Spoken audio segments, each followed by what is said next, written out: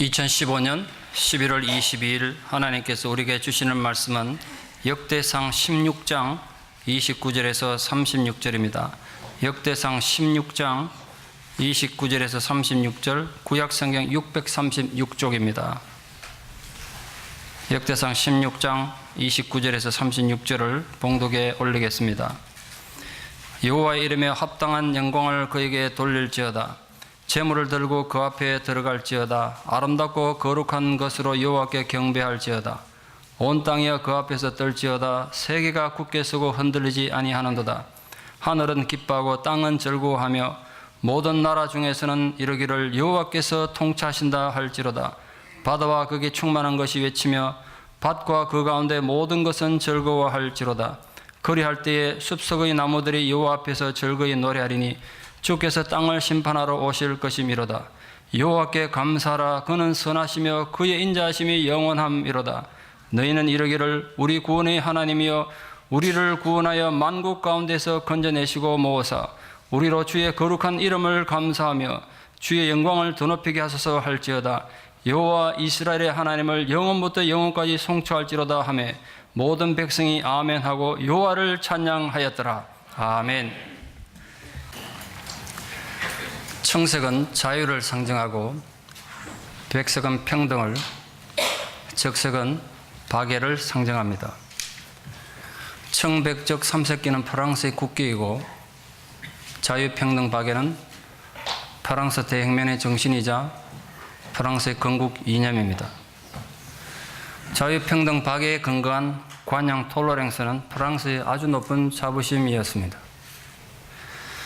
그러나 자유평등 박애와 관용은 단지 프랑스만의 정신이 아니라 모든 인류의 공통의 자산입니다. 그 인류 공통의 소중한 자산인 자유평등 박애 그리고 관용이 그 어느 때보다 시험을 맞고 있습니다. 자유가 아닌 억압을, 평등이 아닌 차별을, 박애가 아닌 원한을 가져야 한다는 악마의 속삭임이 너무나 달콤하게 들리는 세상에 우리가 지금 살고 있습니다. 관용이 아닌 날카로운 눈초리로 서로를 의심하는 경계심이 연병처럼 퍼져나가고 있습니다.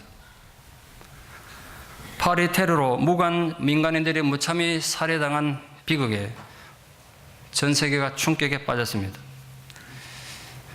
인류 문명이 이처럼 위기를 맞은 적은 일찍이 인류 역사에 없었습니다. 보도된 바에 따르면 IS 단체들은 유럽이나 서구 세계가 중동의 난민들에 대한 거부감을 가지고 난민을 받지 않게 할 목적으로 테러를 일으켰습니다. 그러면 난민들은 서구 세계에 대한 원한을 가질 것이고 갈 곳을 잃은 난민들을 쉽게 자기들 세력으로 포섭해서 더 많은 테러 세력을 확장할 수 있을 것으로 기대하고 있습니다.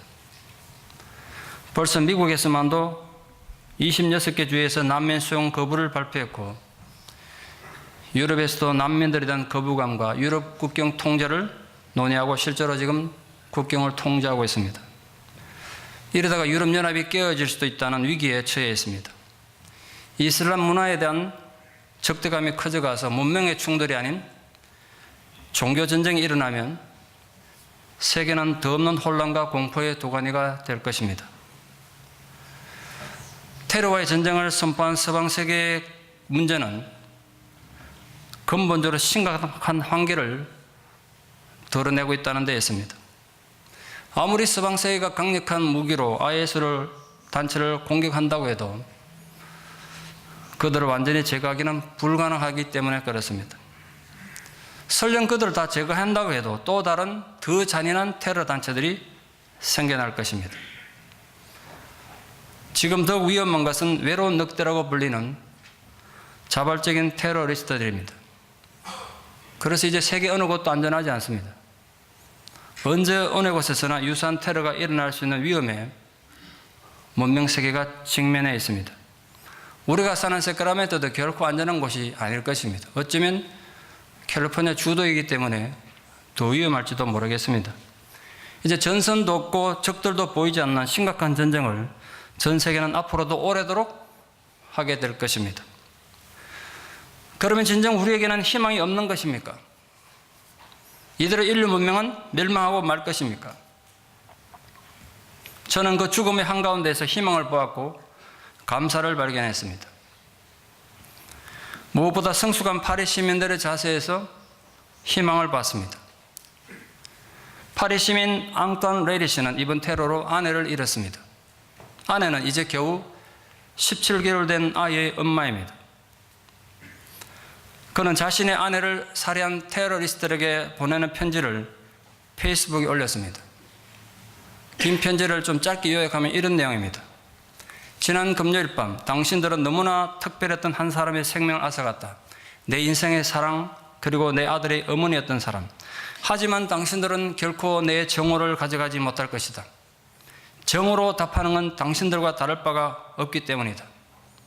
겁에 질려 내 이웃들을 의심의 눈초리로 바라보고 내 안위를 위해 자유를 포기하기를 바랄 테지만 나는 지금까지와 마찬가지로 살아가겠다. 나는 가슴이 찢어지는 고통으로 몸부림치고 있다. 하지만 아내는 당신들이 절대로 가지 못할 자유로운 영혼의 천국에서 다시 만날 것을 난 알고 있다. 17개월 된 내 아들은 행복하고 자유롭게 삶으로써 당신들을 괴롭힐 것이다. 그러므로 당신들은 내 아들의 정오도 절대로 가져가지 못할 것이다. 그렇게 적고 있습니다.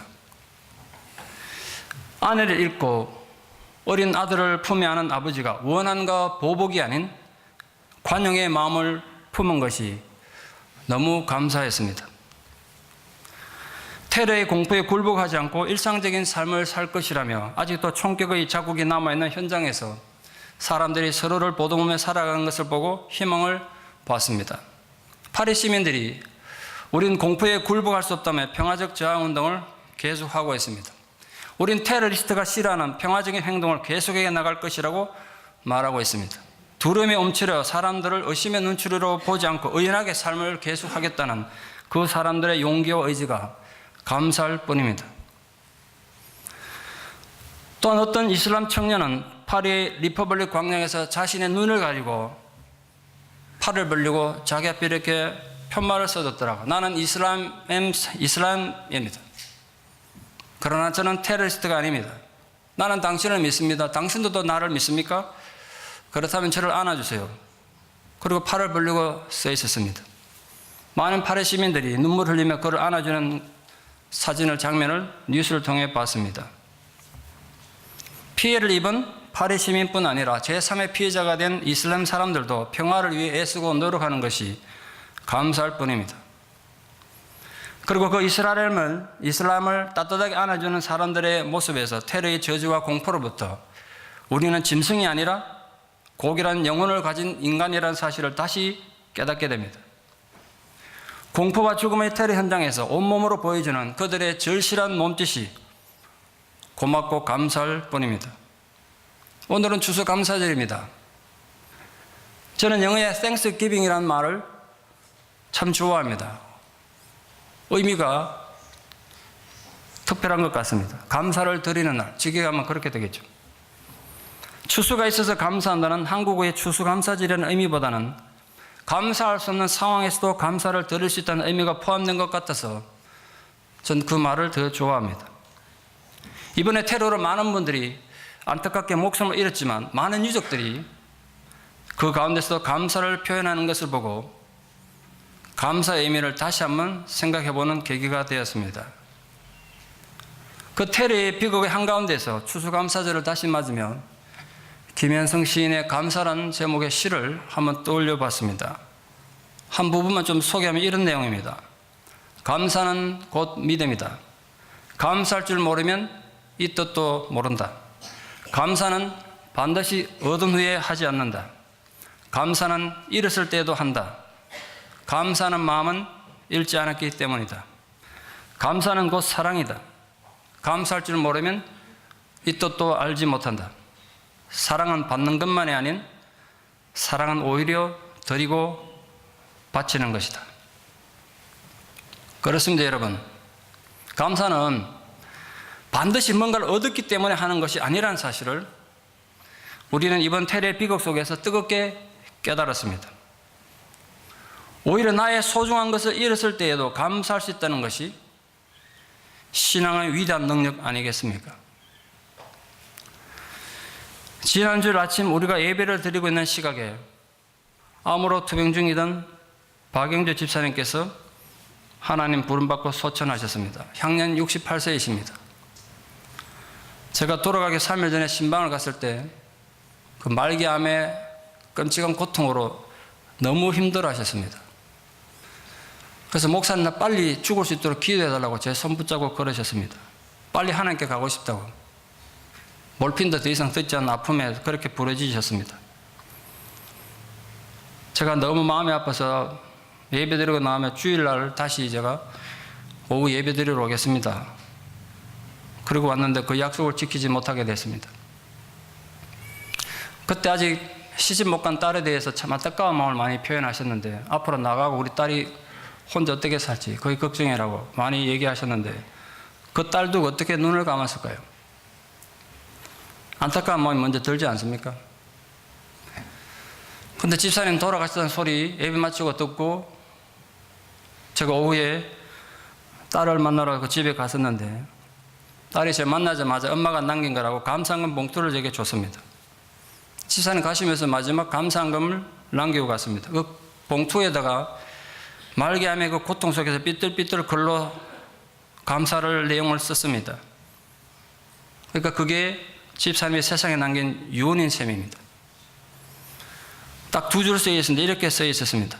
벌레만도 못한 저를 세상에서 사랑하사 영원한 당신의 품에 안기게 허락하심에 감사와 존귀와 영광을 하나님 아버지께 여기까지만 쓰셨습니다.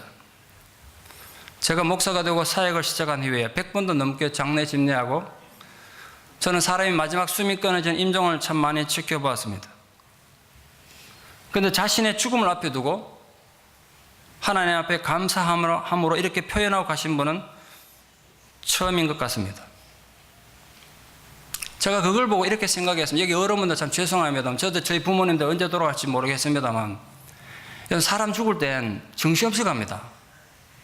정신없이 안 가도록 준비를 좀 하시면 좋겠다는 생각이 듭니다. 여러분 인생을 마무리할 때 내 한 생애를 마무리하는데 그래도 하나님 앞에 감사 한 줄은 남기고 갔으면 좋겠습니다. 그걸 그렇게 정리하며 가십시오. 제가 이번에 그걸 보고 굉장히 뼈저리게 깨달았습니다.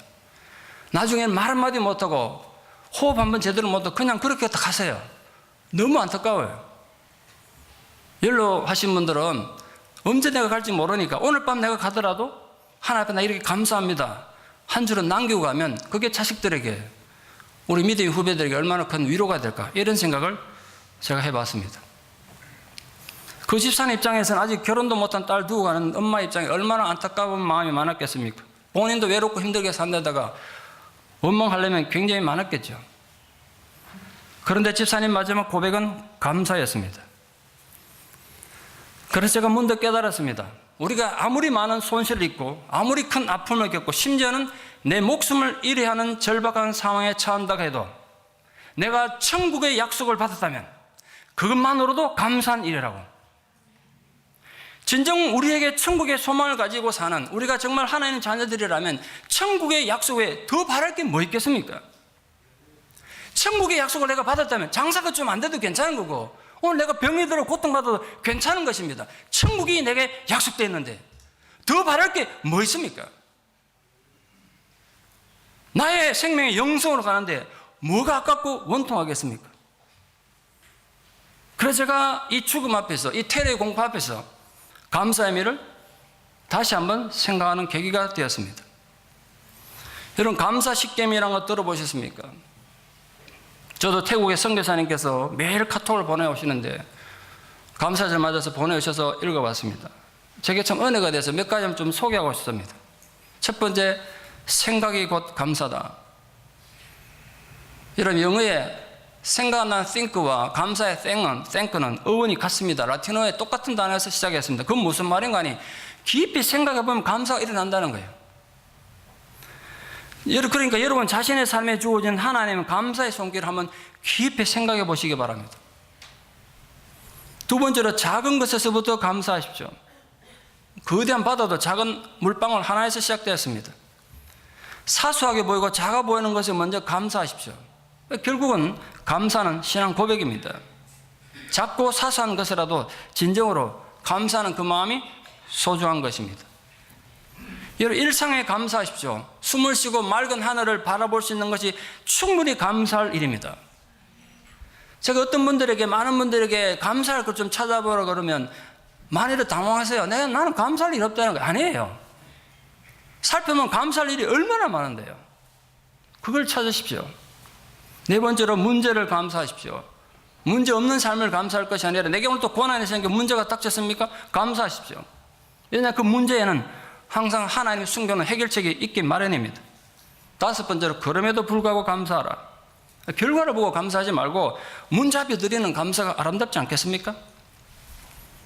마지막 여섯 번째로 감사의 능력을 믿고 감사하십시오. 감사에는 효과가 큰 의미가 있습니다. 감사하면 감사한 대로 이루어집니다. 감사하면 그 습관이 내게 기쁨을 불러오고 그 기쁨은 나를 행복을 불러오고 행복한 삶을, 남들이 누리지 못한 풍요로운 삶을 의미 있게 해주기 때문에 그렇습니다. 우리에게 일어나는 크고 작은 비극들, 억울한 일들, 이해할 수 없는 부조리와 모순들, 그런 일들 누구나 마주칠 수 있습니다. 그런 일 마주치면 화가 나고 속도 상하고 억울한 생각이 드시겠지요. 심지어는 과연 하나님이 존재하시는지 근본적인 회의가 들기도 합니다. 때로는 지난주 설교드린 것처럼 C.S. 루이스 박사와 같은 세계적인 신앙의 대가들도 그런 회의에 빠지기도 합니다. 그러나 우리가 하나님께 드리는 질문들은 많은 경우에 정말 허무맹랑한 것들이 많습니다. 우리가 신앙에 대단히 깊이가 있고 의미 있는 질문이라고 하나님께 항변합니다만 실상은 흠하기 짝이 없는 질문들을 쏟아놓을 때가 굉장히 많습니다. 예컨대 우리 질문은 이렇게 쓰잘데기 없는 질문이라는 거예요. 하나님, 노란색은 사각형입니까? 원형입니까? 일말 안에는 얼마나 많은 시간들이 있습니까? 이런 질문에 대답할 수 있습니까? 이런 질문은 아예 질문 자체가 성립될 수 없습니다. 그러니까 답이 있을 리가 없죠. 우리는 우리 딴에는 위대하다고 생각하는 신학적, 형이사학적 질문들의 대부분이 이런 식이란 거예요. 우리가 풀지 못한 인생의 수많은 수수께끼들, 부주의하게 보이는 모순들은 천국에 가면 저절로 풀릴 것입니다. 우리가 옳다고 소리치고 항변했던 생각들이 모두 험하게 무너지고 말 것입니다. 왜냐하면 우리가 문제라고 하나님 앞에 항변했던 것들이 천국 가서 보면 이건 애초에 문제가 아니었음을 깨닫게 될 것이기 때문에 그렇습니다. 그래서 오늘 본문의 저자는 여호와께 합당한 영광을 돌리라고 우리에게 명령하고 있습니다. 우리가 어떻게 하나님께 합당한 영광을 돌릴 수 있습니까? 무엇이 여호와께 합당한 영광입니까? 결국은 올바른 감사가 하나님께 드리는 최고의 합당한 영광이라는 결론에 도달했습니다. 오늘 본문은 여호와께 감사하라고 강조하고 있습니다. 왜 우리가 여호와께 감사해야 합니까? 그 이유는 여호와는 하나님이 선하시기 때문입니다. 과연 하나님의 선하심은 맞습니까? 하나님의 선하시다면 왜 세상이 이해할 수 없는 비극이 이토록 많이 일어나는 것입니까? 여러분, 세상이 부조리하다고 하나님의 선하심을 의심하지 마십시오. 세상의 부조리는 인간의 죄의 열매지 하나님의 모순이 아닙니다. 하나님은 선한 분 맞습니다. 그걸 믿으십시오. 그러면 고통과 절망 가운데서도 감사가 우러나올 것입니다. 그래서 감사는 믿음입니다. 또한 하나님의 인자하심이 영원하기 때문에 우리가 감사해야 한다고 했습니다. 하나님의 인자하심은 무엇입니까? 예컨대 이런 것입니다. 이스라엘이 애굽에서 자유를 얻어 구원받고 가나안 땅에 거하게 된 모든 과정은 순전히 하나님 은혜였습니다. 그럼에도 불구하고 이스라엘 백성들은 매 순간 하나님 앞에 배은망덕했습니다. 이스라엘뿐 아니라 우리도 그렇게 배은망덕한 존재들이었습니다. 그래서 세상의 권선징악과 도덕과 윤리로 따지자면 그런 배은망덕한 인간들, 은혜를 원수로 갚는 뻔뻔스러운 인간들은 따끔하게 징벌받아 망하는 것이 마땅한 일입니다. 그럼에도 불구하고 하나님은 이스라엘 백성들과 우리들을 끝없이 용서하시고 보호하며 인도해 주셨습니다. 그 하나님의 끝없는 보호와 용서와 인도를 성경적 용어로 인자라고 합니다. 우리에게도 그 하나님의 인자함이 없었다면 오늘 우리는 존재할 수가 없었을 것입니다. 우리 교회를 향한 하나님의 인자함이 없었다면 어떻게 오늘의 우리가 있을 수가 있겠습니까?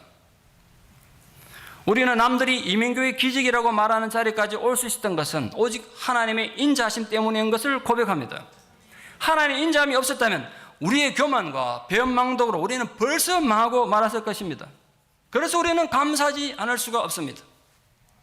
우리를 참아주시는 하나님을 감사하십시오.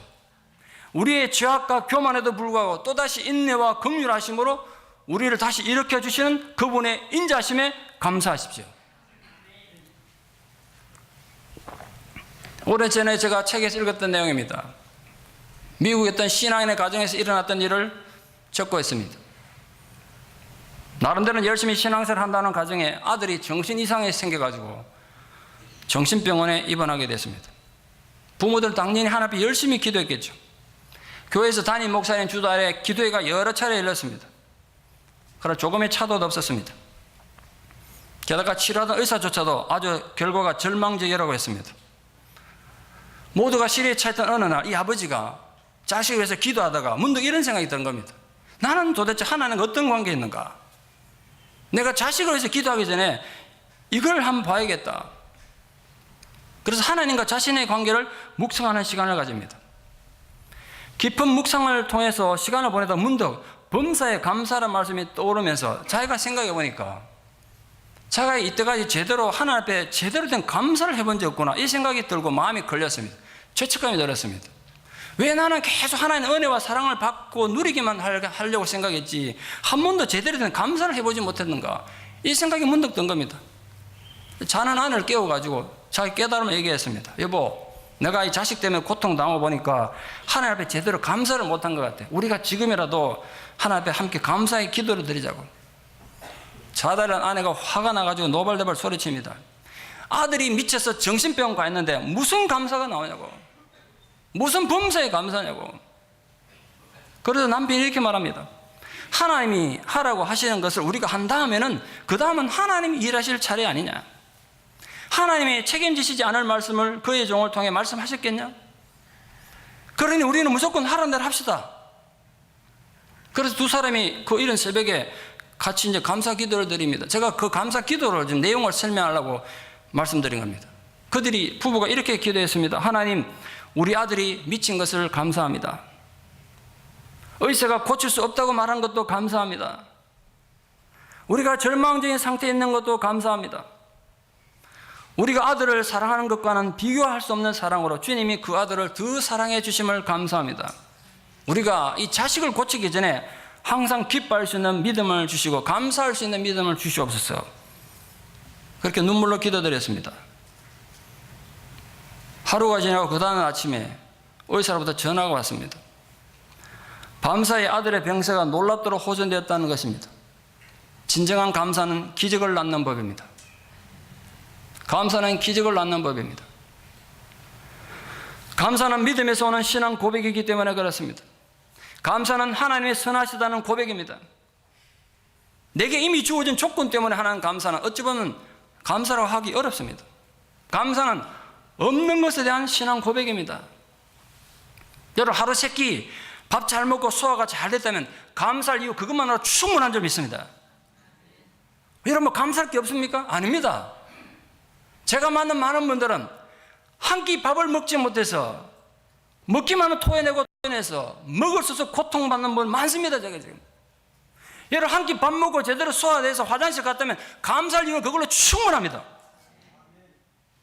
정말입니다. 어떤 분들은 정말 먹을 수 있는 그 자체로 축복이라고 말하는 분 많습니다. 지금 한국에 있는 저 아주 가까운 인척 중에 저보다 나이가 4살이 어린 인척이 2, 3주 시한부 생활을 살고 있습니다. 젊은 사람은 그렇게 돼버렸습니다. 그래서 언제 죽을지 지금 우리가 장례 치르러 가야 될지 긴장하며 기다리고 있습니다. 오늘 제가 여러분 앞에 예배드리고 추수감사절 설교하지만 다음 달 어떻게 될지 모르는 겁니다. 하나님은 모르면 우리 무조건 가야 합니다. 모든 놓고 가야 합니다. 그래서 어떤 분이 이렇게 제게 말씀하셨습니다. 지난주에, 목사님, 저는 요즘 매주일 예배가 내 인생의 마지막 예배일지 모르는 감격 속에서 예배를 드립니다. 저보다 불과 나이가 몇 살 더 많은 분이 그렇게 말씀하셨습니다. 여러분도 마찬가지라 생각합니다. 그렇게 되기를 바랍니다. 오늘 예배가 내 생애의 마지막 예배가 될지도 모른다는 감격의 예배를 드리는 분이 되기를 축원합니다. 그 예배가 얼마나 가치가 있고 의미가 있겠어요? 그런 예배에 어떻게 감사가 없겠습니까? 이게 내 생의 마지막 예배가 될지 모르는데, 아십니까? 우리는 어쩌면 습관적으로 드리는 예배가 어떤 사람에는 그렇게 간절히 가서 드리고 싶은 그 예배 자리인지 모른다고요. 오늘 어떤 분들은 이 예배 자리에 함께 와서 예배 드리고 싶지만 함께 나오지 못하는 힘들고 그런 상황에 있는 분들 아십니까, 여러분? 우리가 오늘 내 두 다리로 걸어서 예배 자리에 왔다면 그것만으로도 충분히 감사할 이유가 있습니다. 오늘 내가 하루 생존했다면 우리 감사할 이유가 충분한 것입니다. 배부른 불평이나 하고 한숨 지으면 인생 낭비하기에는 인생이 너무 짧습니다. 그래서 제 인생에 이번에 제 안신년은 제 인생에 굉장히 중요한 터닝 포인트가 됐습니다. 세상 보는 가치가 완전히 제가 뒤바뀌어 버렸습니다. 선교제 가서 그 가서 보니까 모든 게 험하더라고요. 뭐 사수한과 찢어먹고 싸우는 건 정말 웃긴 일이에요. 오늘 부르면 가야 된대 그냥 우리. 내가 선교지 있으면서 처지를 느꼈습니다. 아, 선교지 말입니다. 크레딧 카드가 안 돼가지고 돈은 떨어졌는데 아무데도 카드를 안 받으니까 선교사님 눈치챌까봐 돈 떨어졌다는 소리는 못 하고 참 답답하더라고요. 호텔에도 안 받고 어디도 안 받아. 전부 캐시밖에 안 받아. 그래서 제가 급해가지고 교회에다가 제 퇴직금 보내달라고 그래 전화한 겁니다. 저는 크레딧 카드 믿고 갔거든요. 돈 떨어지면 카드 끌면 되니까. 근데 아직 그 가난한 아들 그렇더라고요. 동남아 오국이 다 안 받더라고요. 모르겠습니다. 대도시는 가면 받을지 모르겠습니다. 제가 다 약한 데 다녀서 그러니까 얼마나 당황이 되는지. 인생 참 험하다는 걸 많이 느꼈습니다.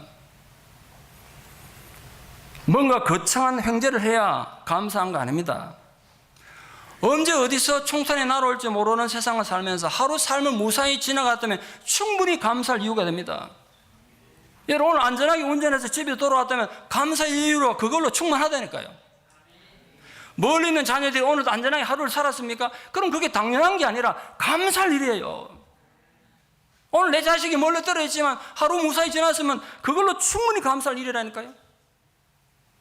그래서 어떤 면에서 그리스도인의 감사는 주어지는 게 아니라 발견하는 것입니다. 그러니 받을 능력이 있어야 하나님도 주실 수가 있습니다. 우리가 받을 준비가 전혀 되어 있지 않고 받을 능력이 없다면 전능하신 그분도 우리에게 주실 수가 없습니다. 그게 감사의 능력입니다. 우리가 아무리 은혜를 사모하고 도와달라고 외쳐도 내가 준비되어 있지 않으면요 아무것도 얻을 수 없습니다. 제가 목회를 하면서 그걸 몸서리치도록 깨닫게 됐습니다. 아무리 주고 싶어도 준비되어 있지 않은 사람에게는 아무것도 줄 수가 없구나. 그래서 제가 이렇게 깨닫습니다. 은혜 받는 것도 실력이다. 하나님 은혜 받는 것도 실력이더라고요. 그걸 깨달았어요. 오해 없기를 바랍니다. 은혜 받는 걸 조건을 받는 것이 아니라 하나님, 이게 하나님 은혜구나 알아볼 수 있고 이 은혜를 내가 받아야지라는 준비되어 있어야 은혜가 되는 거예요. 아무리 은혜가 와도 은혜로 받을 줄 모르면 은혜가 없는 거예요. 불평과 원망만 자꾸 쌓이겠죠. 그때 진정한 감사가 우리에게 우러나는 거 아니겠습니까? 은혜를 받아들일 때. 오늘 다시 맞이하는 추수감사절에 여러분과 함께 감사드리고 싶습니다. 무엇보다도 우리 오늘 또 하루 살 수 있는 생명이 있음을 감사합시다. 우리 생명을 통해서 남의 생명도 귀하게 여기게 됨을 감사합시다. 우리가 생각할 수 있음을 감사합시다. 그리고 생각 중에서도 긍정적 생각, 감사한 생각함으로써 우리 삶이 좀 더 나아지고 있음을 감사합시다. 남을 이해할 수 있는 마음과 남을 용서할 수 있는 마음이 우리에게 있음을 정말 감사합시다. 나에게 우리가 남을 사랑할 수 있는 용기가 있다는 것, 그걸 정말 감사합시다. 감사는 또 다른 감사를 낳습니다. 결국 신앙인은 감사로 제사를 드린 자이며 감사로 체질이 바뀌는 자입니다. 부디 사랑하는 모든 성도님들, 여러분의 모든 삶에서 감사가 흘러넘쳐서 여러분의 삶이 좀 더 향기롭고 좀 더 아름다운 꽃을 피우는 이 추수감사절 되시기를 진심으로 축원합니다. 기도드리겠습니다. 거룩하신 아버지 하나님, 은혜를 감사합니다. 생각해보니까 웬 은혜인지 이 많은 은혜에 대하여 진실로 감사를 드립니다. 평범해 보이는 저 하늘과 우리가 아무 생각 없이 호흡하는 이 호흡이 얼마나 감사한 것인지 다시 깨닫습니다. 내 하루의 평범함에 대하여 감사드리고 내가 또 하루 세끼 밥 먹고 내 다리로 걸어 다닐 수 있음을 인하여 감사를 드립니다. 내가 하나님을 예배할 수 있음을 감사드리고 호흡 있는 자로 찬양하며 기도할 수 있음을 감사드립니다. 나에게 가족을 주시고 관계에 맺을 수 있는 은혜 주셔서 감사를 드립니다. 눈에 보이는 모든 것들에 대하여 감사를 드립니다. 그 감사로 하나님을 영화롭게 하는 우리 교회가 되고 주의 성도들 되게 도와주시옵소서. 예수님 이름 받들어 기도드리옵나이다. 아멘.